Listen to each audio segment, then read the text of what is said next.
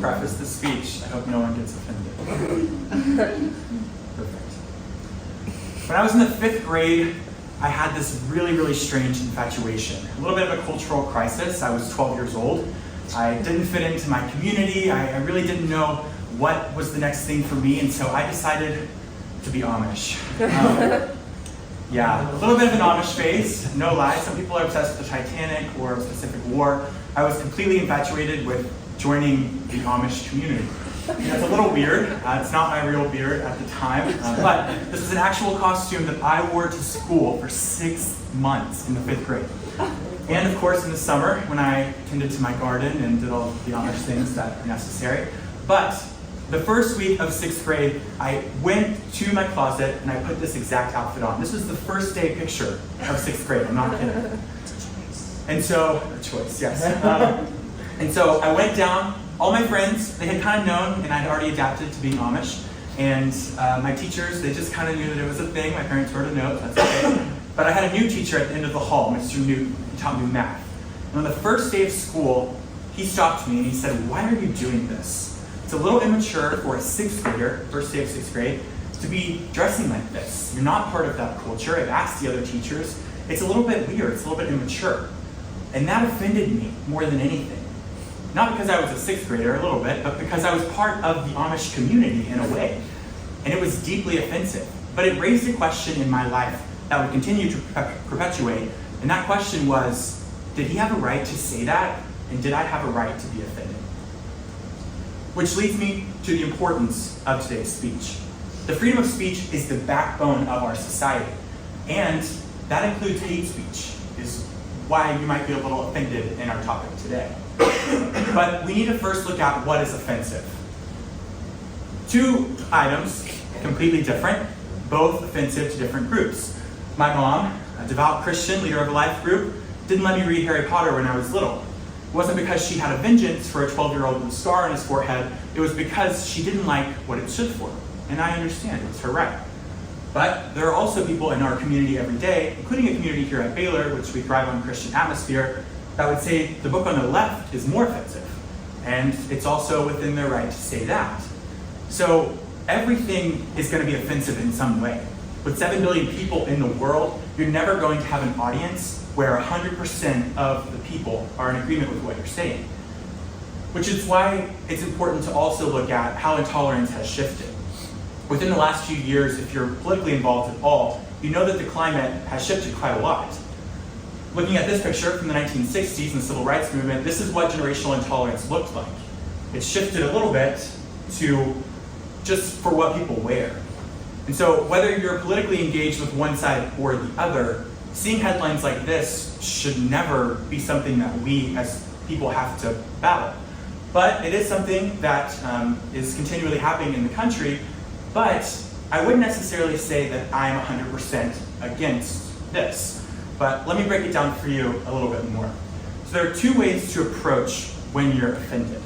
The first sentence, I don't like that you are trying to fit into a culture, take the Amish for one, or I don't like you for. Now these 2 are different sentences. Can you guys see where there's a little bit of a difference? One, not liking the action, the other, not liking the person. But what truly separates the 2? And are they both unconstitutional? Well, the answer to that is no. They're not both unconstitutional. And US citizens have the right to say either. On this list, you can see a few banned words from universities across the country. This was taken from a few universities in California. Words like gay, lame, invalid, the phrase, where are you from? Even some universities are outlawing the use of the words male and female. Other words listed as problematic include descriptive words such as poor, fat, skinny, healthy, Christian. These words are descriptive, and what they wouldn't necessarily be offensive to one person, they've become offensive to entire populations. So it's a little bit confusing to keep track. But at the end of the day, banning these words does not make our country stronger. It in fact actually creates a new environment for people to thrive. Think about bacteria that grows in the darkest, dankest places. It only will thrive if there is no light exposing it. And so, in turn, banning these words would encourage them to be used more frequently. Let's look at a few real-world examples. This is the Unite the Right rally in Charlottesville, Virginia. It happened in August of 2017. A group of self-proclaimed white nationalists gathered to spew what they thought was right. A little bit later, an opposition protest joined, and one of these guys right here drove his car through a crowd of protesters, killing another person. The headlines, they kind of varied. One, white nationalist killed someone, other, group shouldn't have been there, but one that stuck out to me the most was that hate speech is what killed this person, and excusably letting off the murderer completely off the hook. Another thing that kind of accumulated at the time compared the United States to Germany, looking at how Germany has banned Nazi symbols, Nazi flags, and it's because they're ashamed of their bigotry, but America is proud. That's incorrect. It's honestly a little bit ridiculous. Americans are not ashamed of bigotry, but they let words and actions actually fuel different types of revolts. The difference in America and at that time Germany is that Germany wasn't secure enough in its own country. America is the freest place in the world, and I'll stand by that for the rest of my life.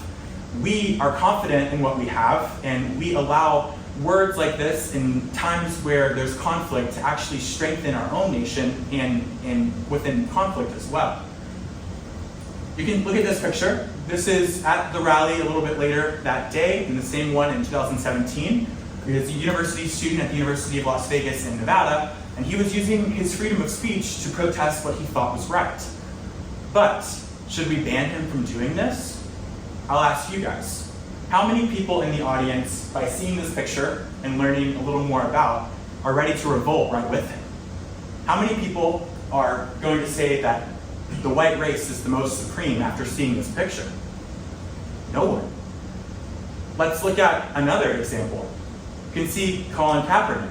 I think this is one of the most offensive things coming from a military family, but I'm not with those who say he should be banned from the league or put out altogether, because doing this is not uniting a revolt. There are no people in the streets burning things. There are no people driving their cars through crowds of people protesting. It's just a freedom of speech. And while you might not agree with this, you can see quite a few flaws here. Colin Kaepernick himself tried to stand for a political opinion, but didn't even bother to vote in the last presidential election. That would be one that you could see. But it's kind of just a marginal error on his part to stand for something like that. And so I know you're a little bit confused in where I'm going with this, but at the end of the day, it's extremely important to look at the liberties and the freedoms that you as Americans hold. And one of the most important would be the freedom of speech. Now, outlawing a specific side just because it doesn't agree with what you believe is not necessarily your freedom of speech being promoted over someone else's. Because at the end of the day, all sides are important in our country. Whether you are on the left, whether you are on the right, or right here in the middle, you are Americans, and this audience is the future of America. I know we're just college students kind of hanging out, doing speeches, but it is important to realize that your opinions matter, and regardless of if they're extreme or not, they are not more constitutional than the other opinions in this room. Thank you.